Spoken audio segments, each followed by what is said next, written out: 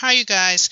This is going to be a different type of video. I don't think I've ever done this kind before on my YouTube videos, but I do often do this type of thing on my talk show call, but I don't think I've ever done it on YouTube.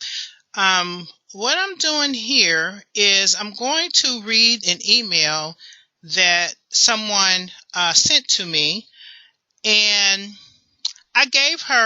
she asked me for some advice, and I gave her a bit of advice, but I don't feel that I gave her an adequate amount of advice, mainly because I don't know a whole lot about um, solutions for being in a locked facility. She's in an adult, what does she call it? I think she calls it an adult group home.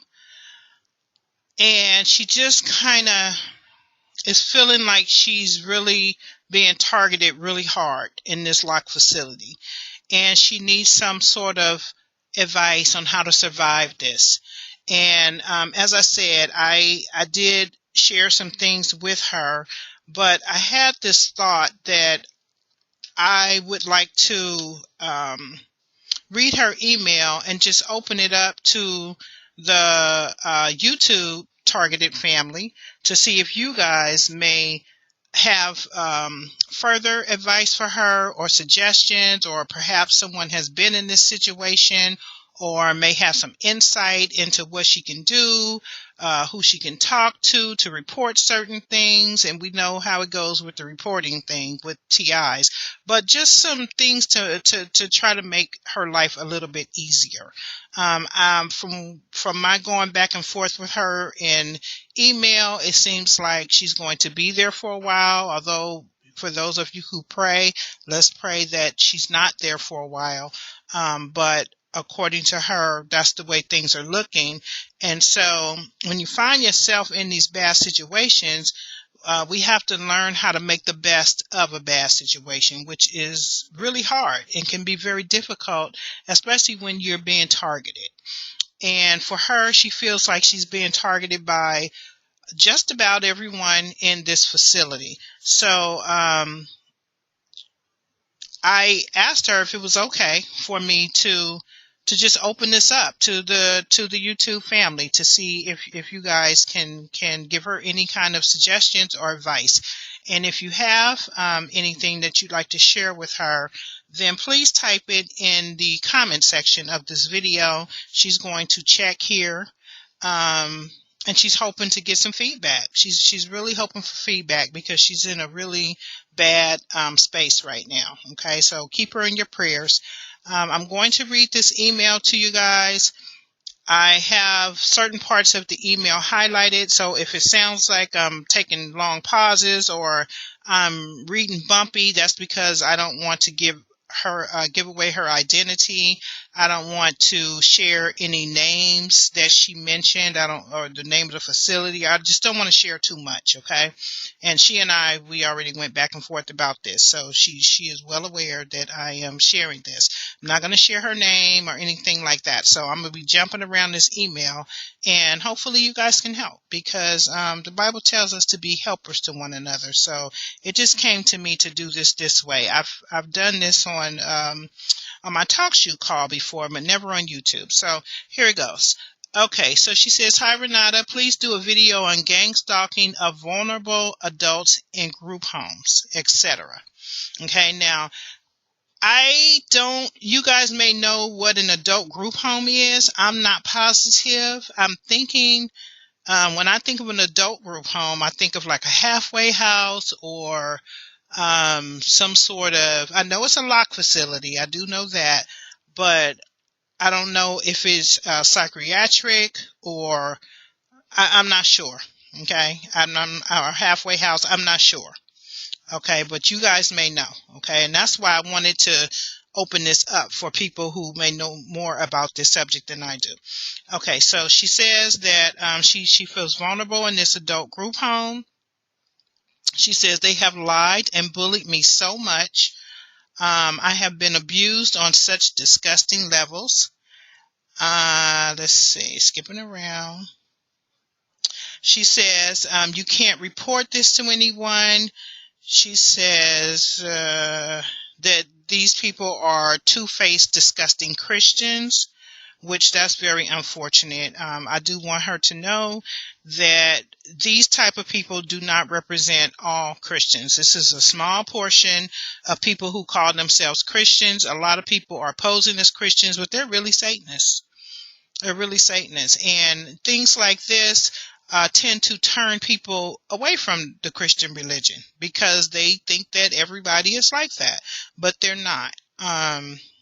Some people just sell out, and I'm suspecting that's what's happening with these people. So do not turn against God because these people are doing this, because we need a closer walk with God than we ever needed before dealing with this. Okay, so these people don't represent all of Christians.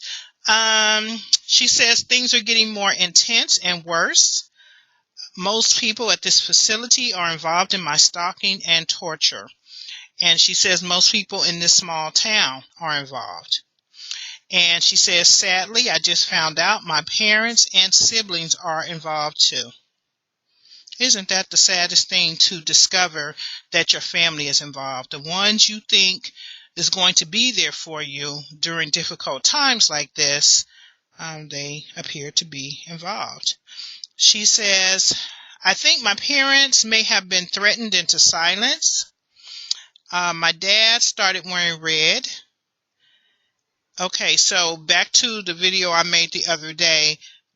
Just know that everyone wearing these colors that they target you with are not involved. So maybe your dad just wore red that day that you saw him. I'm hoping that that's what it is, okay? So just give him the benefit of the doubt, keep a watchful eye, but don't assume that he's involved because he had on the same color. She says, I know, and then she also said, I'm going to just summarize this because I don't want to read this whole portion right here, but she says that her father is starting to withdraw his affection for her. In other words, if he was the type that used to hug her, he doesn't hug her anymore in public, that kind of thing. So kind of withdrawn affection. She says, I know the other vulnerable adults in the facility who are participating in hurting me are getting gifts, food, money, tobacco, gift cards, clothing, etc. And she says none of them could afford these things. Like, they normally couldn't afford these things. Later on in this email, she says that she noticed that a couple of them, or maybe she just said one of them, is starting to get checks in the mail as well. And she says they wouldn't be able to afford this stuff. She says that these people are truly demonic. She said this is a Christian-based facility, but they are all torturing her. Again, people will pose as Christians, but not necessarily so. She says that one of the people at the facility mimics everything that she does. She says when she crosses her leg, this person crosses her leg to mimic her. She says that they all use hand gestures around her. They continue to put red items all over the facility, and they continue to wear red clothes. She says all of the pens, the ink pens, are red.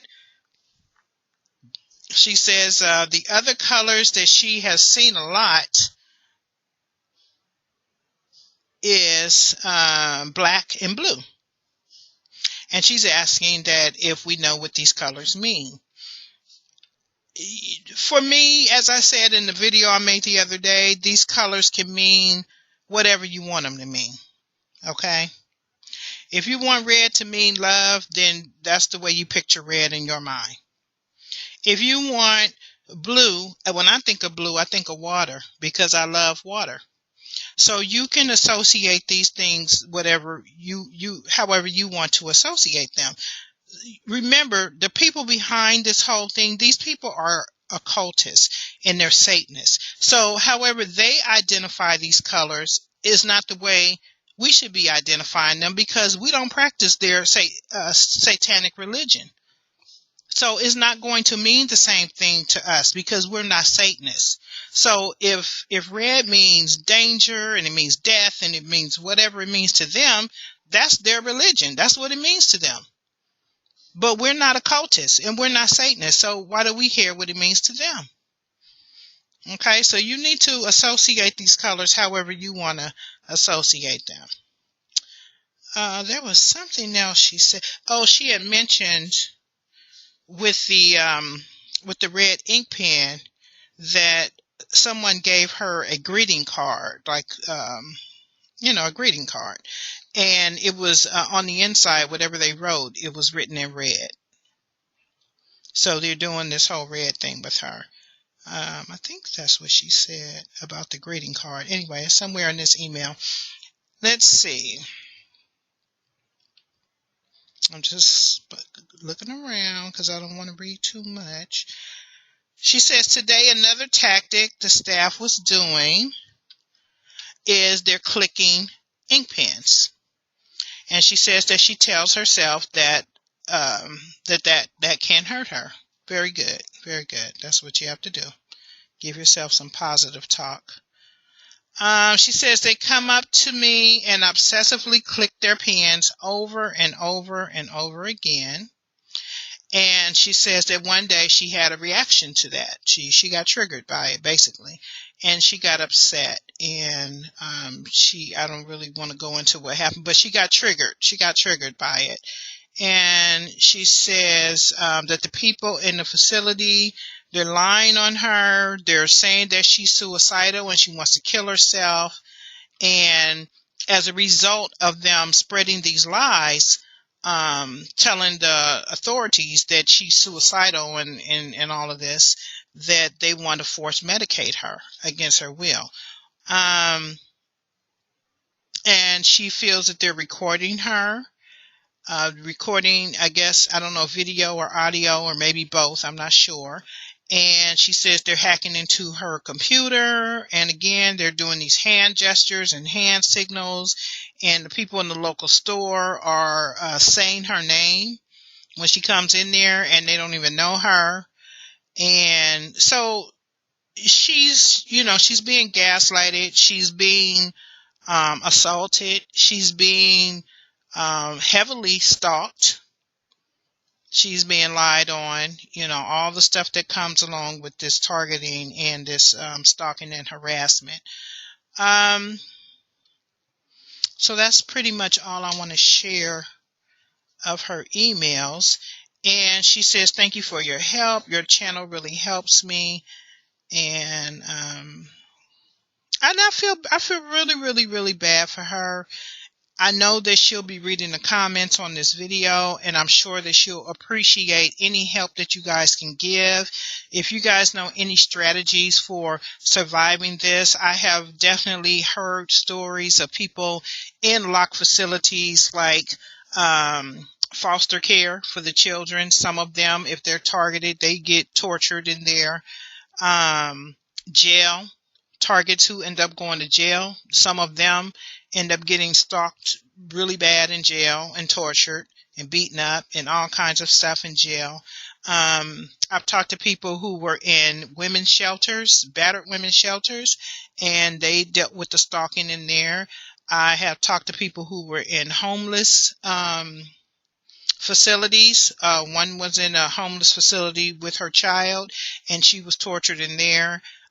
There's another lady that was in a homeless facility. Actually, she's still there, I believe, in a homeless facility, and she is terribly targeted in that homeless facility. So when you're in these confined, locked facilities, it's hard. It's not like you can just get up and take a walk, so it's easy to say ignore, but it's a lot harder when you're in a controlled environment, and the closest I can relate to that is at work. It's really hard. You can't express yourself like you normally would.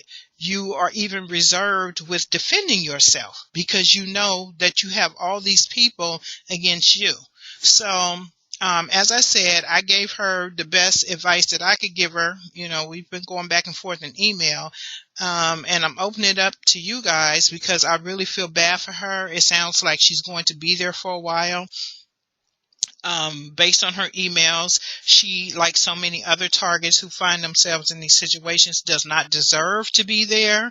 But of course, the cards get stacked against you when you're dealing with this kind of stuff. And a lot of this is designed to silence you, to break you. She sounds like a really strong person, and they're trying to break her will, like they do with targets. And I mean, how do you deal with all these people coming against one person, and they have the power to really harm you, and in her case, to have her forced medicated?